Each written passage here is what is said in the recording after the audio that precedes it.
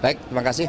Baik, terima kasih rekan-rekan. Jadi saya sebenarnya tidak ada rencana mengambil doktor lagi. Tapi ada semesta yang memanggil saat itu pada akhir tahun 2021 saya janjian sama Mas Pram mau naik sepeda, kemudian batal. Saya naik sepeda sendiri.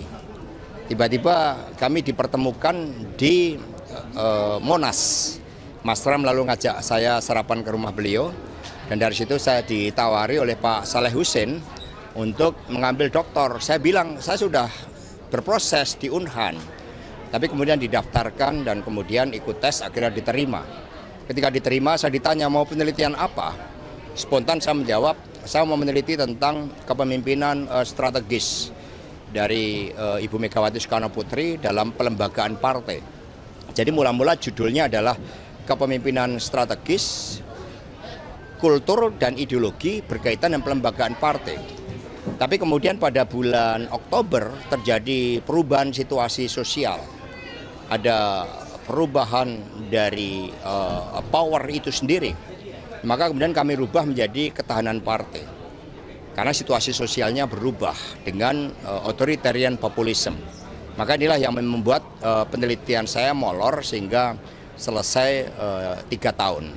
Padahal sebenarnya bisa sekitar 2,5 tahun karena perubahan judul menyesuaikan situasi sosial yang berubah akhirnya memerlukan tambahan waktu 7 bulan. Ini kan yang menarik dari adanya abuse of power dari Presiden Jokowi. Kenapa membandingkannya dengan masa pemerintahan Jokowi aja? Sedangkan ada banyak presiden. Ya sebenarnya bukan hanya itu.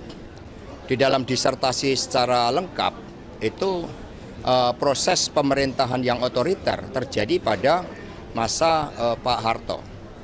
Tetapi kemudian ketika kita bersama-sama membangun jalan demokrasi pasca jatuhnya Pak Harto, kemudian watak demokrasi yang otentik dari rakyat oleh rakyat untuk rakyat itu ternyata bisa berubah melalui the triangle of authoritarian populism dan landasan teoretiknya sangat banyak.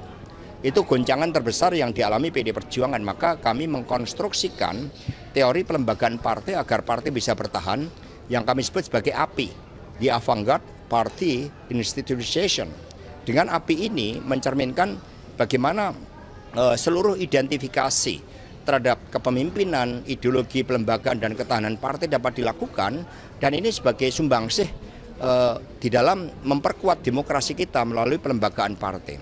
Sehingga tidak ada tendensi kepada orang per orang, hanya berdasarkan kajian dengan para informan, secara proposif akhirnya ditemukan secara kualitatif dan kuantitatif bahwa Presiden Jokowi yang seharusnya menjadi simbol otoritas moral, simbol dari bekerjanya hukum yang berkeadilan, ternyata mengalami perubahan.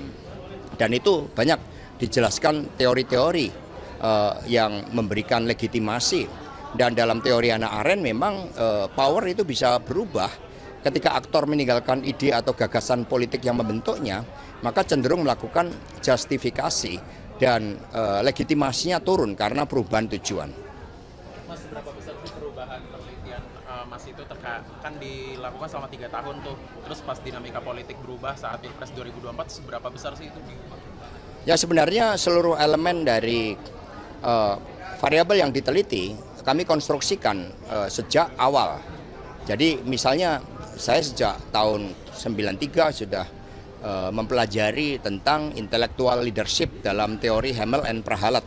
Kemudian pada tahun 2000 sudah belajar tentang Good to Great dari Jim Collins, Five Forces Analysis dan sebagainya. Sehingga sebagai gagasan cukup lama. Bahkan ketika saya menjadi anggota DPR, kami sudah membentuk forum politisi untuk pelembagaan partai. Tetapi konstruksi secara integratif komprehensif baru dilakukan sekarang. Maka novelty kami adalah teori pelembagaan partai agar partai bisa bertahan. Mas, ini kan yang juga lagi ditunggu-tunggu dan jadi pertanyaan publik adalah pertemuan antara Ibu Mega dan juga Pak Prabowo Subianto. Sebetulnya itu pertemuannya betul akan terjadi sebelum pelantikan nggak sih, Mas? Atau udah pupus rencananya, Mas? Jadi sebenarnya kan Mas Pramono Anung misalnya sudah menjadi utusan dari Ibu Megawati Soekarno Putri karena Pak Prabowo saat ini kan sedang menggodok, sedang mempersiapkan lahir batin seluruh kabinetnya. Sehingga itu yang kita hormati. Hubungan Ibu Mega dan Pak Prabowo sangat baik, saling menghormati, menjadi sahabat. Dan tentu saja untuk kepentingan Indonesia Raya, sikap dari PD Perjuangan terhadap kepemimpinan baru berharap agar kabinet itu dapat bekerja profesional, bergerak cepat untuk mengatasi tantangan-tantangan kita ke depan. Tapi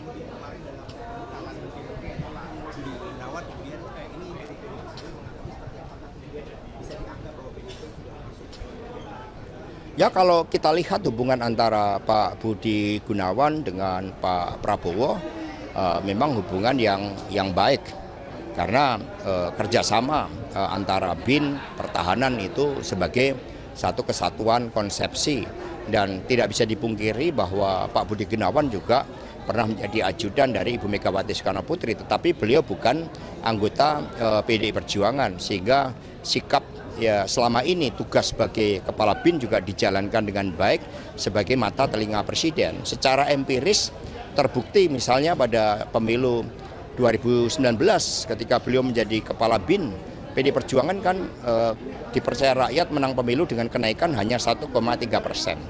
Artinya kami diujarkan sesuai dengan teori yang kami kaji tadi untuk tidak melakukan abuse of power, tidak menyalahgunakan kekuasaan. Sehingga hadirnya Pak BG karena memang hubungan yang sangat baik ya dengan Pak Prabowo. jadi PDIP tetap akan berada di luar pemerintahan ya Mas? Sikap apakah mau berada di dalam atau di luar merupakan kewenangan dari Ibu Megawati Soekarno Putri. Hubungan Ibu Mega dengan Pak Prabowo yang baik secara historis juga sangat kuat tentu akan menjadi fondamen di dalam membangun kerjasama. Tetapi keputusan politiknya nanti Ibu Mega yang akan memutuskan. Ibu Mega akan datang. Tapi Ibu mendukung Pak BG masuk kabinet karena selama ini Pak BG dekat dengan PDIP, Mas. Ya, tadi sudah saya jelaskan. Pak Mega. Itu ada dua hal itu mau menegaskan aja. Berarti untuk pertemuan Bu Mega dengan Pak Prabowo ini sebenarnya masih ada yang ganjil masih dari Bu Mega. Itu yang pertama. Yang selanjutnya berarti Pak BG di kabinet Prabowo ini artinya keterwakilan dari PDIP gitu di kabinet Prabowo. Pak Budi Gunawan bukan ber-KTA PDI Perjuangan, sehingga beliau bukan menjadi anggota PDI Perjuangan. Dan kemudian hal-hal yang sifatnya strategis akan diputuskan oleh Ibu Megawati Soekarno Putri. Ibu Mega juga memiliki kesejarah yang panjang dengan Pak Prabowo dalam suka maupun duka.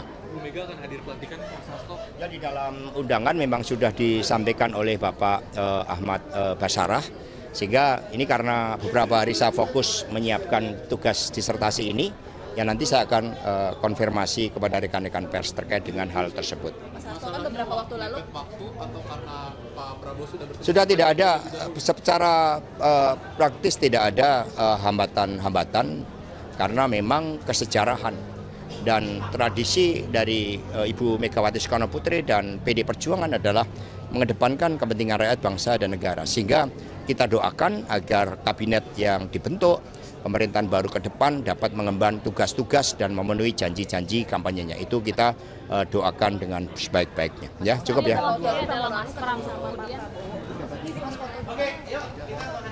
Ya, foto-foto. Sini dong. Oh, ada. Ya, foto. Oh iya. foto dari mana? Nanya aja. Biar ini dari sini aja. Tangga.